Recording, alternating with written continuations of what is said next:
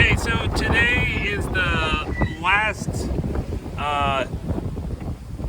night departure. So we had to do 3 night departures to get up the last bit of the Cape York Peninsula because the good anchorages were 60 to 70 miles away, and we can't really count on contango going 6 knots or 7 knots because it typically goes less than that unless there's a ton of wind, and there usually was a ton of wind, but still we did those 3 night departures. The last one is to the Escape River.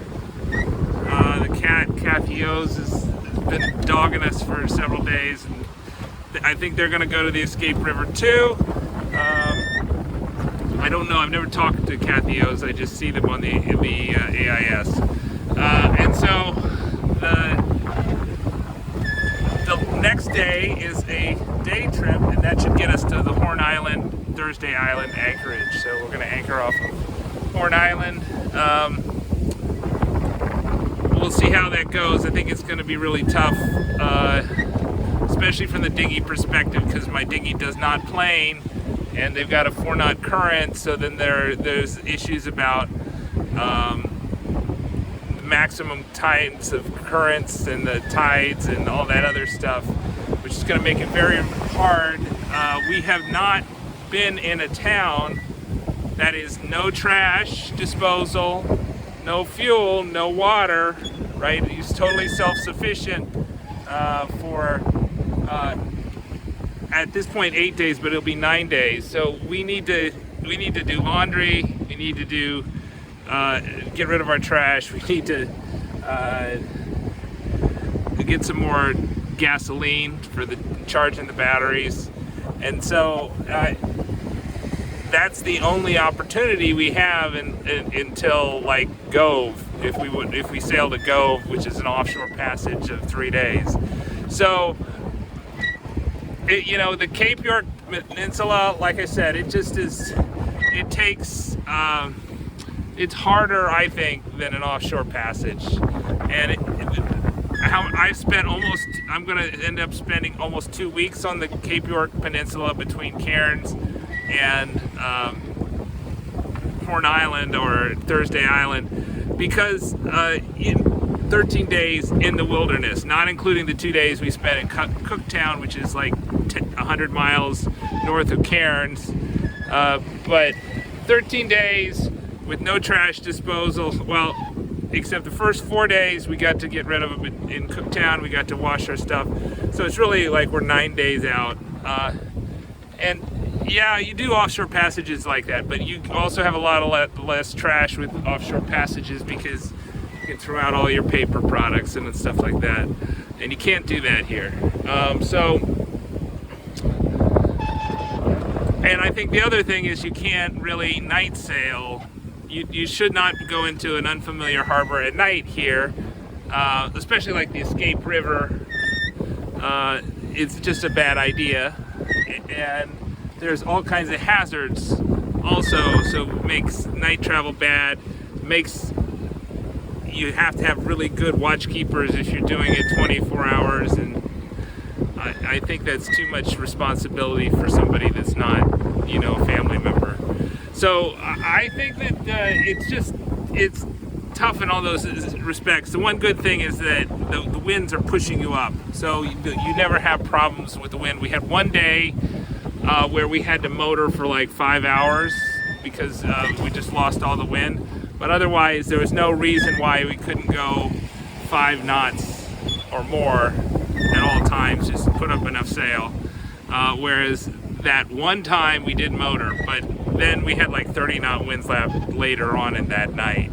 So yeah, it would have been great had I had those winds when I was anchoring versus when I was traveling.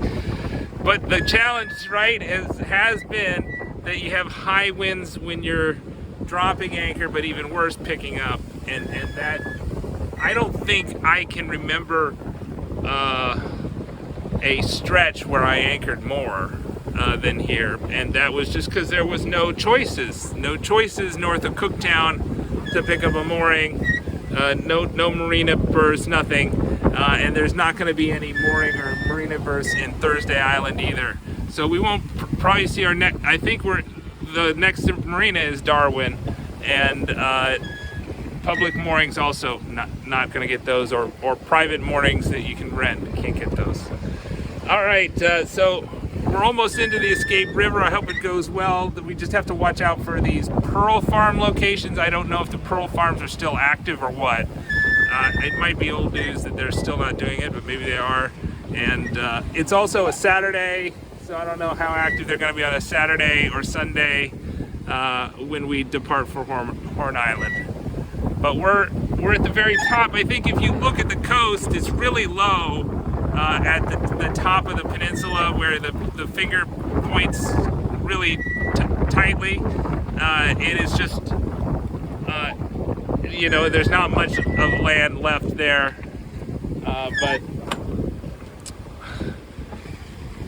after this, it's the Torres Strait, and then we're into the Indian Ocean.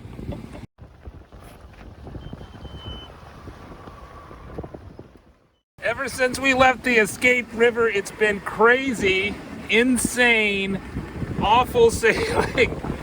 The conditions have been huge. I think that's because we had the ebb current coming in, and that's making the waves steeper. But also, it just has been really breezy. There's been a lot of activity in the ship channel. We should get to slack water within an hour, and we're pretty close to slack water right now. So I think we're going to go through the Albany Passage to avoid the ships, and also maybe get a little less wind on our backs. We should be able to sail right through it, but maybe not as big of seas, but maybe not. I don't know, but I don't want to deal with the ships and the sea at the same time, and it has been crazy. It took a half hour to get the staysail up because it got tangled in the rigging. It got tangled in itself. We had a lee helm, and we got pinned down for like 10 minutes at a 60-degree, or it was actually a windward helm. I think we had too much head sail up, and so the autopilots couldn't keep up. I couldn't turn the boat. The only way I could turn the boat was when I let go of the Genoa sheet. Then I rolled up at the Genoa. There's a scrap of Genoa flying right now so that we can have better steerage, but not very much. I had I raised the main to 2 reefs to try to, get rid of the weather helm, but the problem was that also made jibes, because we're sailing by the lee, harder for the autopilots and me to take care of, so I dropped it down. So I think we still have a little bit of weather helm. The autopilots have been struggling, but it's because of the conditions, it's because of the helm. It's not because of failings of the autopilots, it's about balance of the sails. So I think the staysail's just a little bit bigger than the third reef of the main. And then if you put the Genoa in there, then you've got a lot of weather helm. All right, we are 30 miles from Thursday Island and Horn Island, and we're approaching the Albany Passage.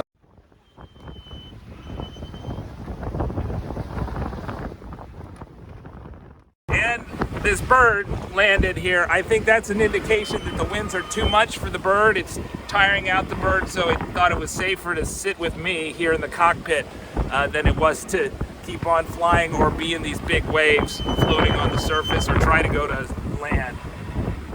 So I think it's just an indication of how tough the conditions are.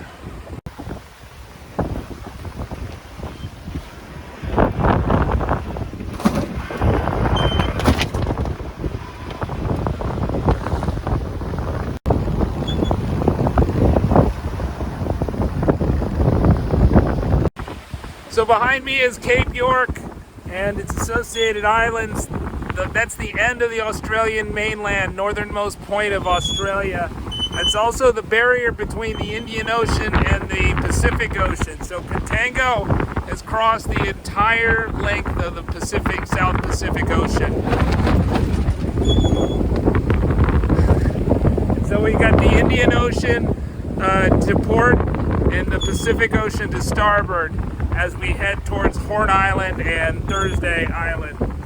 Our first port since Cooktown over 400 miles ago, or like 500 miles ago. First place with the town. I dropped the hook off of Horn Island. Subscribe to Slow Boat Sailing.